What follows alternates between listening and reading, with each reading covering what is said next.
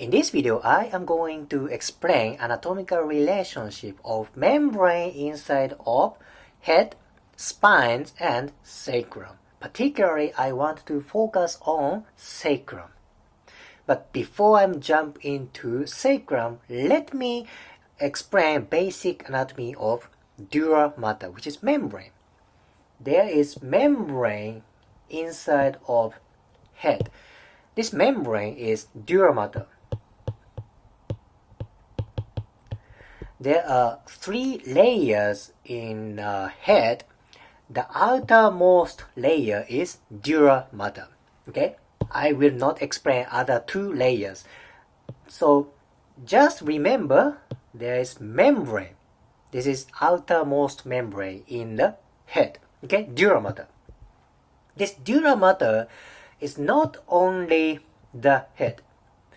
If you follow this membrane connection, you can go to inside of cervical spines, and if you follow this connection, you can go to thoracic spines, lumbar spines, and even for sacrum. So when you have car accident, head trauma, concussion, here membrane can be damaged. So there should be stress around here, right? Then this tightness can go down to all the way down to sacrum. Does it make sense? Thus, condition of dura mater is important for whole spines, and this connection can go to even upper limb or lower limb. Very important connection. Now let's go to sacrum. Okay, this is closer view of lumbar spines and sacrum. Of course, there is dura mater inside of lumbar spines and sacrum. Okay, of course, there is spinal cord. By the way, spinal cord kind of bifurcates around upper lumbar spines. See, there are many fibers in lumbar spines. What is this fiber? This is cauda equina. Cauda equina. This word means tail horse tail, okay? Because it's like, horse tail of horse. Anyway, cauda equina inside of lumbar spines. Cauda equina is surrounded by dura mater, of course. And there is one thin fiber from cauda equina. Let's say this pink fiber is filum terminale.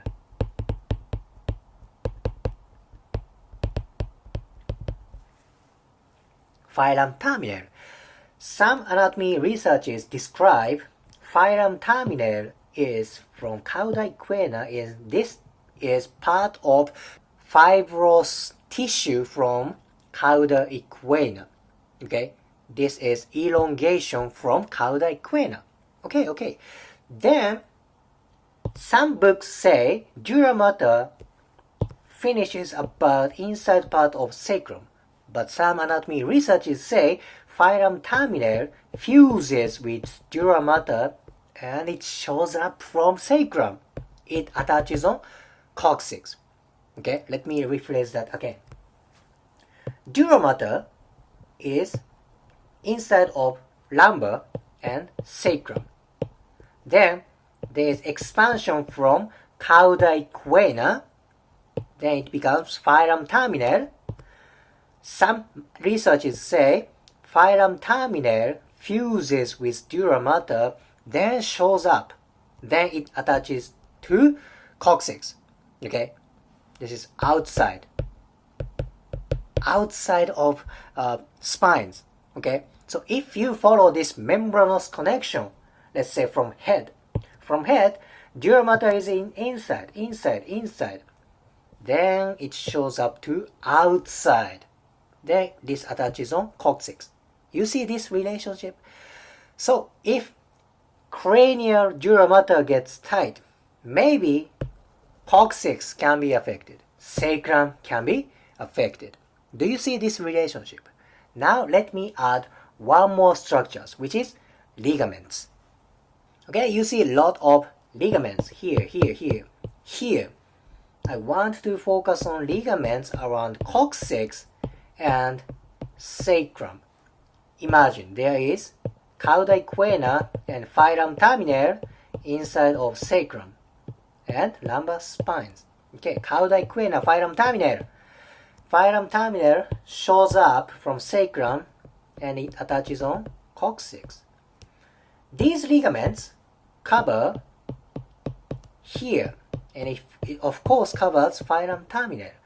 What if these ligaments get tight? Maybe filum terminale can be affected. Now that tension can go to inside part of sacrum and lumbar spines. Do you see this picture? Ligaments are on outside of sacrum, right? This outside tightness can affect inside tightness via filum terminale. Okay? Vice versa, if inside part of lumbar spine sacrum tightness happens, that can affect outside tightness via filum terminale. Makes sense, right? So this inside-outside relationship is very, very important.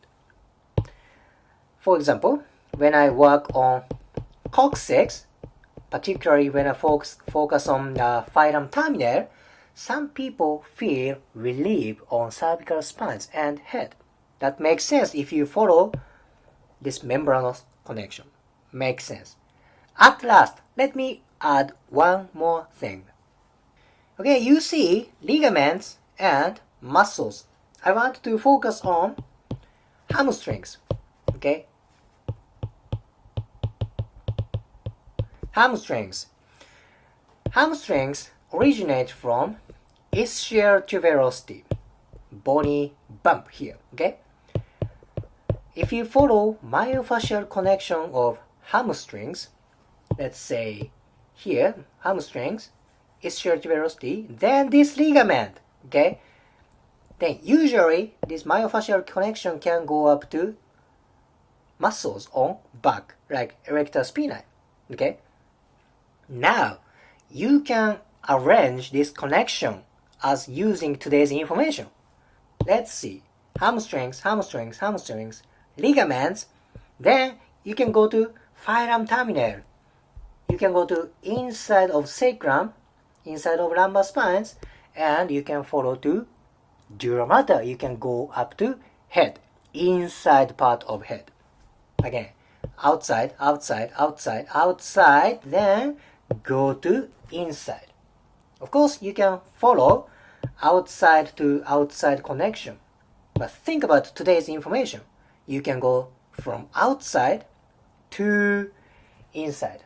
I hope this information gives you new idea for your clinical experience. And also, you can use this info for training, stretching, and personal training. I really love this concept. If you liked today's video, please hit the like button, comment, and subscribe. See you next video.